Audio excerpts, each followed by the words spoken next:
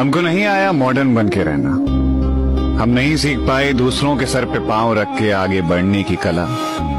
हमको नहीं आई चाटुकारिता और किसी के खास बनने की दौड़ में हम कभी दौड़ ही ना सके। इसीलिए शायद तरक्की के उस मुकाम तक हम पहुंचे भी नहीं। लेकिन जहां तक पहुंचे हैं और जहां तक जाएंगे, ये यकीन है कि अपनी मेहनत से जाएंगे।